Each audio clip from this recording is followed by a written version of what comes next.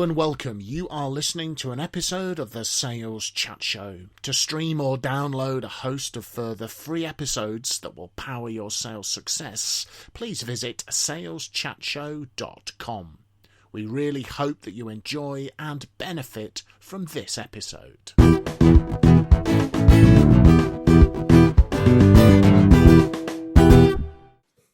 So, hello folks, and welcome to another episode from the Sales Chat Show. Saleschatshow.com, driving your sales forward. I'm Simon Hazeldine, and I am joined in the Sales Chat Show studio by Mr. Anthony Steers and Mr. Steve Lindsay for another hopefully scintillating episode. And Anthony and I have been working absolutely overtime because we don't have Graham anymore, and Graham always used to be, he's taking his sabbatical, research this, research that. Luckily for us, Steve has turned up and filled the gap, and we have been, over the last few episodes, and we got a few more to come, we have been analysing the State of Sales 2026 report from Steve's organisation, the Growth Hub. Look it up online, thegrowthhub.me.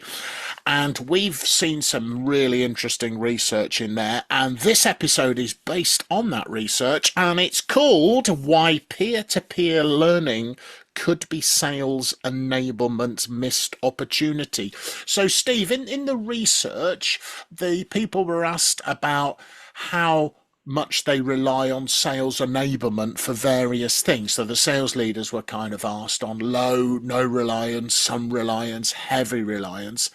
And sitting down the bottom at kind of 1.8 was relying on sales enablement to help with, support, facilitate, whatever, peer-to-peer collaboration. And when we saw that, we thought, well, that's a bit of a missed opportunity for sales enablement, but potentially also might be a bit of a missed opportunity as a way of learning and helping your people to solve the problems and the challenges. So we thought we'd bounce around some thoughts and ideas. So we're going to kick off with kind of considering peer-to-peer learning outside of your own organization, and then we'll flip it over and looking at peer-to-peer learning inside your own organization, because we think they both, two separate things offer lots of value. But Steve, you were saying before we were having a chat before we came on air that at the National Sales Conference you were being asked for not peer-to-peer learning, but maybe people were asking you for it. Using that as round tables, wasn't it, Steve? Round tables, yeah. Like, can we have round tables, or call it whatever you like, right? Peer-to-peer learning. And Steve, you were just a little, because you're event veteran, and you said to me that what people ask for sometimes is not actually what they want. But you put in round tables for the first time, 2023. So. And they've been really, really well received. So just talk us through a little bit about how they work. And Anthony, I know you've been involved in facilitating, some of those at the National Sales Conference. So yeah, Steve, talk us through how it works and what people get out of them and all of that good stuff. That's it. Well, historically, National Sales Conference has always been a speaker-led event, whether it be keynotes or workshops. And then a few years ago, a number of our senior delegates had provided feedback around, we're loving all the content, we're loving all the speakers, but we've got such a real mix of industry sectors, different size organisations in the room, different levels of leadership responsibility in the room. We don't have enough time to talk to the delegates, and there's a lot of learning to be had there. And that was an ask that came specifically from a few delegates to have an environment, a private environment, closed off environment, away from the main set of the conference, to be able to have conversations with each other. And so the concept of roundtables was formed, and also we get a lot of suggestions put forward to us when we're running events, and often, as I said before, what people say they want and what they really want are two very different things, and you only really find that out when people's behaviours change or their actions change. So we did put on the roundtable initiative. We stepped away from providing the content. It was a an open, free range conversation. We had an overall host to facilitate the room, but then each of the round tables had a particular topic or challenge, and we led more onto the challenge element. Yeah. So the idea Yeah. being that leaders could step away from the main conference, go into a Chatham House rule environment whereby they can talk about the challenge of talent attraction or talent retention or pipeline conversion or adopting AI. And there will be a topic per table, and then people will just go and talk freely. Obviously, you need a little bit of structure there, but the structure was kept to an absolute minimal. Therefore, people on the table could just open up and share what their previous experience has been. And when we introduced it, I mean, I was expecting maybe, I don't know, 20 or 30 people might turn up out of the 600 strong audience. We had just shy of 100 people that stepped away from the main conference program to go into this Yeah. roundtable environment. And now it's a solid part of what we have both in Birmingham and London. In fact, London was launched in 2024, and we have more roundtable sessions run there because of the peer-to-peer learning. And it's the ratings, the feedback we get from these roundtable sessions are on a par with the keynotes. That there's so much value and learning to be had from it, and we wouldn't want to move away from it from now. And that is such a good, it's such a good example and testimonial for the power of peer-to-peer learning, right? Because, like you say, you judge people on their actions, right? And if if 100 people, I'm actually, Anthony and I are mortally offended that anybody would rather go to a peer-to-peer round learning than to listen to us. I mean, Anthony, are these people crazy? No, like it's the power of learning from that peer group, and like you say, it's a group of common sales leaders, confidential environment. My old CEO, Carlos Brito, at what's now Anheuser-Busch InBev, he was a big advocate of, he called it outside in thinking. Go outside your organization, find an idea, bring it in. Who cares where it comes from? You could be in IT, and someone who sells pet food could have a great idea about pipeline conversion, and you just go, okay, different industry. What can I borrow? What kind of can I adapt? Well, there was a couple of things that I remember noticing. I think the first round table environment I fully properly remember, Steve, it was actually in London. It was a leadership one, and it was brilliant. The conversation off the back of it got a round of applause. Like they actually applauded themselves at the end of the round table setting. And you are right, it was so popular at the last National Sales Conference that I ended up getting pulled in to help with the room so that we could then get feedback from each table of what were the big takeaways from it. And yet there were tables that had topics that were a little bit more obscure, and they only had like 4 or 5 people on it, and we had about 12, 15. Our table was packed. But what was lovely is everybody then got to share a little takeaway from each table. So you kind of felt like you got a bit of the highlights from each one. But what I noticed afterwards was the amount of people setting up conversations and coffees and meetings off the back of it with people from that table. Yeah. That was the bit that really kind of made my heart kind of sing, is to go, oh my God, people have actually connected on a much deep. This wasn't just networking. This was masterminding together. And that is what I think led to so many people then having follow-up conversations, not with potential clients, but with peers, people who they trusted, people who had experience that they didn't have, who had a perspective that they could see through the wood through the trees. Like you say, the external person helping you bring something in can be really useful. So yeah. And then I was going to say, to flip that over to like inside your own organization, obviously we would recommend external peer-to-peer learning. Fantastic. Go and search out those kind of opportunities, etc. Can be really, really, really very powerful. But inside your own organization, what a great session for a sales kickoff, right? Where we're talking about, there's the new sales strategy, this is what we're doing, what might be some of the challenges we're likely to be facing, and then have some peer-to-peer round tables, and then just generate some ideas and some action and some motivation and some enthusiasm. Because psychologically, one of the reasons this works is because people have a strong sense of involvement in it, right? It's their session and they own it, so they're more likely to take action, I think, on stuff that comes out of that.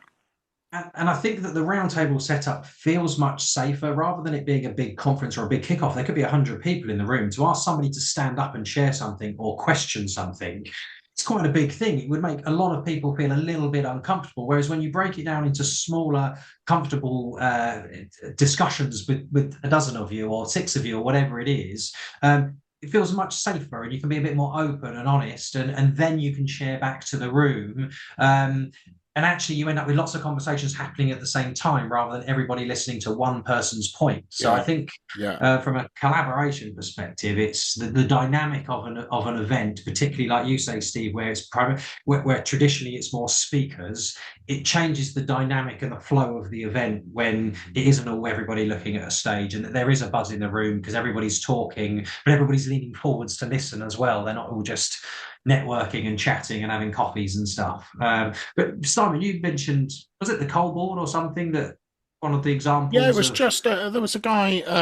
It's similar topic. It's known as action learning, which is where people learn from what they do in the workplace. And I'm probably explaining that really badly, but the originator, the godfather, a guy called Reg Revens, worked for the National Coal Board in the UK, and basically it was getting people, engineers on the pit, miners, etc., together in collaborative groups to discuss problems and challenges and find solutions. And it's phenomenally successful. But there was a great quote from Reg Revens: is the reason this takes so long to explain is it's actually deceptively simple.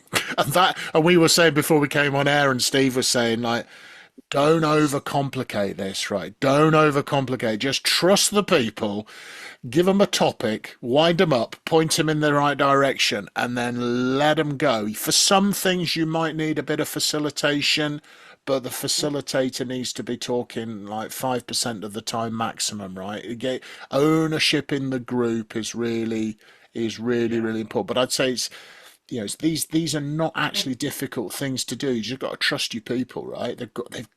You've probably got the answer to Yeah, just about. 99% of the challenges in your organization, inside your organization, and 1% of the time you might need to go out some sort of external idiot like me or whatever to come in and look at the challenge. But yeah, it's hard to say. And I've seen it a lot. And Anthony, I know you've done stuff like this. I was working with one of the world's largest IT companies last year, and we had some of their high performance sellers on a sales program where they interacted, very clever virtual reality. They all got headsets, and they went in these incredibly sophisticated environments where they interacted with different C levels across the buying unit. And then they would come out, and we did one a month. They see the CFO, then they see the CTO or whoever.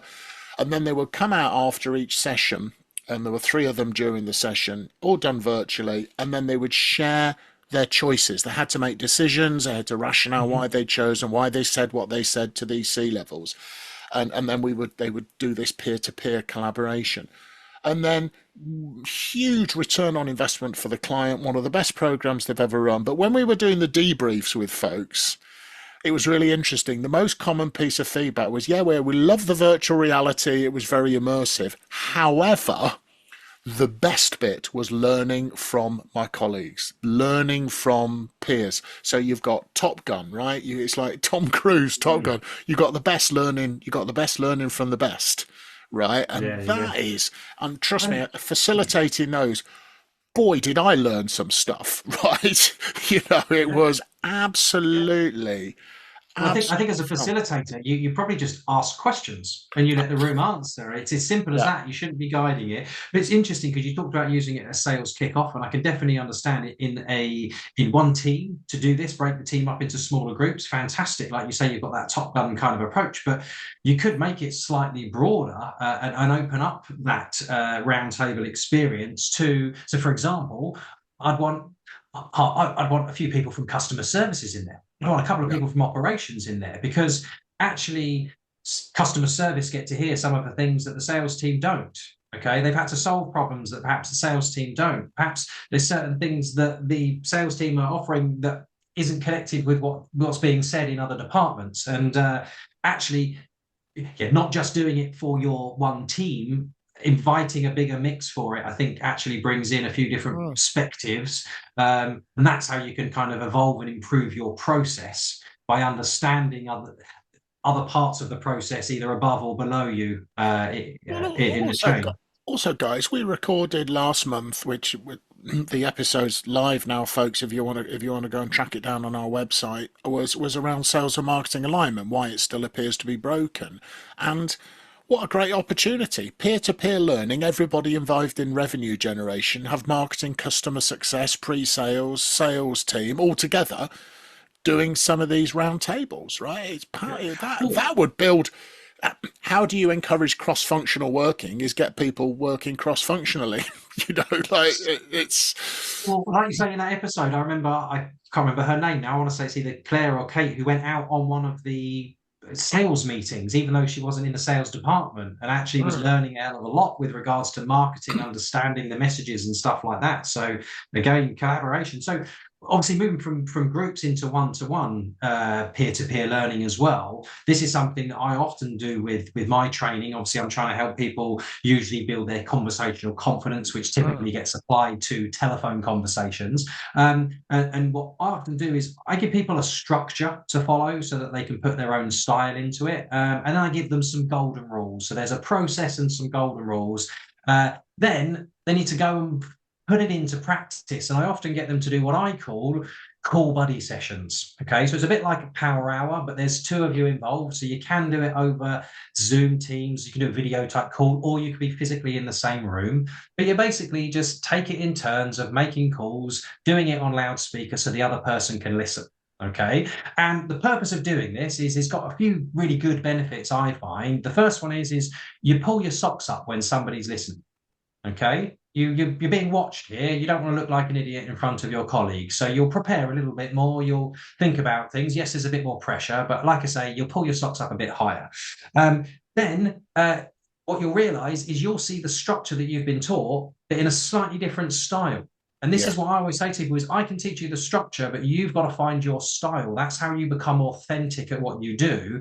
And it's a bit like becoming a chef, really. You go and work in other kitchens, you learn how to do all the chopping and you do all the prep work. Then you start to learn some recipes, and then you move to a different restaurant and you learn a few more skills and you work your way up, and eventually you're confident enough to open your own kitchen and use your own recipes, and actually it tastes beautiful when it's your food. It's not replications of somebody else's food. So that is, I always find is really useful, because in teams you have such different personalities. You've got the far more mulchier types, the ones that are a bit quieter and more intrigued and want to do more research. And as you start to pair them up, they start to learn off of each other, and they start to realize that, oh, that works for them. Maybe I could try that out too. Yeah. So I think it's a good way of passing on good skills. And if you can get, you mentioned the top gun in many sales teams, there'll be a top performer.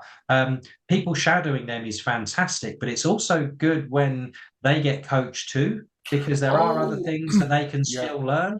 I think it was, the example I gave was just it was specifically targeted as the high performer sellers, but I would say do not just focus on your high performers anyway in a sales team. Is like, it's the diversity of ideas from everybody that's very important. Well, right? What I usually, there's one particular company that I worked with. It's a franchise, so they've got hundreds of salespeople that are on the phone. When the new starters would join, I always used to turn around, and there was three people that I used to name. One of them was the Top Gun guy that I used to get them to go to last. But the first one was a guy, it's called Stephen. I'll give you his surname. But he was brilliant at asking questions. He's the only guy I knew who could phone a complete stranger and get away with asking 5+ questions and getting answers from it. Right? There was another girl, Chloe. She was amazing at building rapport. So she was good with her research, but she was just really good at breaking the ice with people. So I'd always say to people, go and listen to Stephen and realize how many questions you can get away with asking. Go and listen to Chloe and realize how she uses some of the research to break the ice and become friends with people, right? Now go and listen to Alex, because Alex is like militant. He's got a process. He does certain calls at certain days of the week for certain times. He's basically, consistency is key, right? So you've got three very different things that you could learn from these people, but they're all doing the same job. And the beauty of it, I always find, is that as a sales leader or a team leader, you haven't got time to listen in and coach everybody. right? So this saves time. People are getting coached, okay, but you don't have to be in the room. And what I ask everybody to do at the end of that session is to say, what was the one key takeaway or thing you're going to do differently off the back of doing that? Okay, just one thing, right? Because you'll usually pick up one. It could be a subtle question. It could be how to deal with an objection. It could be where that person found their research from. It could be a variety of different things. But that's what the boss should be following up on, is saying, Simon, Steve, you guys have been doing calls all morning, taking it in turns. Simon, what's your big key thing that you've taken away from listening to Steve? Right? So And Steve, what's your big key thing? Okay, let's go and implement this and see what happens over the next couple of days. Right? And that's how you keep evolving. I think our main point here is this is not difficult stuff to do, and I'm really interested to get Steve's perspective in a moment on maybe why sales enablement, haven't maybe grasped this, or why the sales leaders aren't going to sales enablement for it. But just like Anthony said, it's really simple. I'm, a company in a completely different industry, in sort of like alarm security. Every other Friday, I just have a 60-minute session with them after their weekly sales meeting. We just do it virtually, and it's kind of like, it's all guys, by the way. I'm saying guys, I'm not being, they're all, it's an all-male sales team. I'll say, okay, guys, what's been working? What have you done that's worked? And they share it, and then we share a bit about what's not working so well, and we bounce around some ideas and all this sort of stuff. And that's it. It's done on Teams. We spend 60 minutes bouncing around, and then right near the end we say, okay, what are you taking away? It's exactly to your point. What are you taking away? And just literally this Friday, one of the guys had just been experimenting with some slightly different emails. He had started to have a fantastic strike rate of using the email to ignite customers that they were finding a bit hard to get those calls with, and etc. so on and so forth. And then he shared the email on the screen. Everybody went, that's brilliant. He sent it to everybody literally there and then. So I would imagine, so we're sitting here Monday morning recording this, that is now taking, the rest of the team are starting to model and copy, because they can just copy paste the email, adapt it slightly, and use it as another way, as well as calling and all the other things they're doing. Just an example of, that's probably going to move the dial, right? And it's not complicated, right? What's working? Discuss. Right, what are you going to do? Right, where we struggling a bit? Right, who's got some ideas? Anybody managed to overcome this? Right, it's not hard, is it? Right, it's like really simple. I suppose it's just being agile, right? Constantly trying to evolve and being open enough. I think, like you were saying, yes, come and share some best practice, what's working, but also what isn't. Right. I think if you start with the what's working bit first, people are much willing to share that kind of stuff. And sometimes it answers some of the challenge bits too. But you can then get people to, start to talk about the challenges and get other perspectives and potential solutions to try out, rather than. Got to make it feel like a safe place, like Steve with the NSE is Chatham House rule, right? Let's have it really clear. Steve, what's your thinking on? Because this could be a really good opportunity for sales enablement to kind of add some additional value to the organisation, but sales leaders are not relying on, according to the research, in your report, they're not relying on sales enablement for this. Any thoughts on what the sales leaders and/or sales enablement might need to do about that? Yeah, I would say with the most effective sales leaders that I've seen or spoken with, they trust experience, and they would trust experience perhaps over a workbook, a playbook, a course. So they trust experience, and they also value speed, because at the end of the day, they've got targets to be hitting. Now, going back to why this environment, this roundtable, this peer-to-peer collaboration environment, I think is successful, is because they get both of those two key things. They get experience. They're hearing from people on the front line having these conversations, but also they get it quickly, because it doesn't need to be documented into a course, a playbook, a printed documentation. You pick up the insights of what's going on in the market, what your competitors are doing, what the feedback is from your customers. So getting those two key things, experience and speed. Yeah. So I would say the assumption would be, and also looking back at the data and the feedback in relation to the importance of sales enablement, there was a lot of reliance from sales leaders on the sales enablement team, higher in terms of like use of technology. So they value that, and also to the point of this conversation, they don't see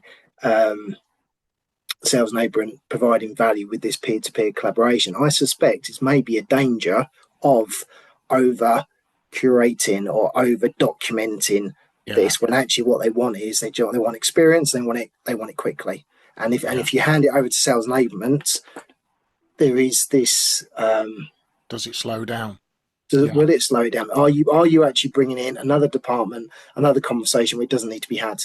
I think the opportunity there, certainly for sales enablement, is that they can kickstart these initiatives. And going back to where the value in these roundtable conversations are, you don't have to over-engineer it. So it might just be the fact that sales enablement takes the initiative by encouraging this, whether it's a monthly, fortnightly opportunity to create these peer-to-peer conversations. But if they can set out the rules beforehand, so they're actually highlighting, this is a 20-minute conversation, which is going to be happening on Friday morning. There's no paperwork, there's no playbook, there's no course. So if they can actually state the rules beforehand, I would have thought sales leaders will then start looking at sales enablement functions a little bit differently, as opposed to what they've probably done. And according to the results of this report, they've made certain stereotypes or generalizations as to what sales enablement department professional leader does. But I think it's a really sales leaders do like helpful, engaging conversations. What they don't want to do is to overcook it and make it a sales enablement program or process that then it's literally a agility thing. Then, right? We're back to this being. But this goes back to this format that we had at NSC, where you've got one or two hosts in the room to actually lay down the ground rules, and then you have someone on the table to kickstart the conversation. Sales enablement, individual, department, function. They are just going to be those room hosts. So they're saying, this is what's going to be happening. Over to you. Let us know what the feedback was. And I think it's you mentioned agility, Anthony. I think it's agility internally as well, right? And sales enablement. I think you do have to just help the leaders to with the architecture and the rules as you described it of the session, and just build their confidence to go and do this. But it's a very interesting comment, Steve, around sort of like that. There's that speed part is sales leaders, salespeople can be super impatient for stuff, and when do you want it? I want it yesterday. You could take what we have discussed on this episode and you could start doing this in your sales organization today or tomorrow, or you could get a session in the diary this week for 30 minutes with your team, or maybe 30 minutes on a Monday at the start and get people revved up a little bit for the start of the week, something like that. But I would say it's such a fantastic learning opportunity. It's engaging, people feel motivated, they have a sense of ownership, and when you have a sense of ownership, if it's your idea that's come out of your session, we all know you're 10 times more likely to do it, right? Because it's your idea. So I think whether it's sales enablement's area of responsibility, that will depend on you and your organization. But if you're not leveraging peer-to-peer learning both outside and inside your own organization, I think we'd, on behalf of the Sales Chat Show, we'd really recommend you get started and give it a go. So people want it, and it kind of works. So guys, thank you very much for that. Just conscious of time, so going to kind of bring this one to a close by just saying there's over 300 back episodes from the Sales Chat Show. We're on all the major podcast platforms, so wherever you prefer to get your podcast, please go and find and check out the Sales Chat Show there, or go to saleschatshow.com if you want to see all the episodes that are there. And the State of Sales report, if you want to grab a copy, the address for that is the Growth Hub, TheGrowthHub.me, and you'll be able to download a copy and you can see some of the research that we have been speaking about. So on behalf of all the people, Anthony, Steve, and I'm Simon from the Sales Chat Show, just want to wish you good luck and good selling, and of course good luck and good peer-to-peer learning, and see you on another episode very soon.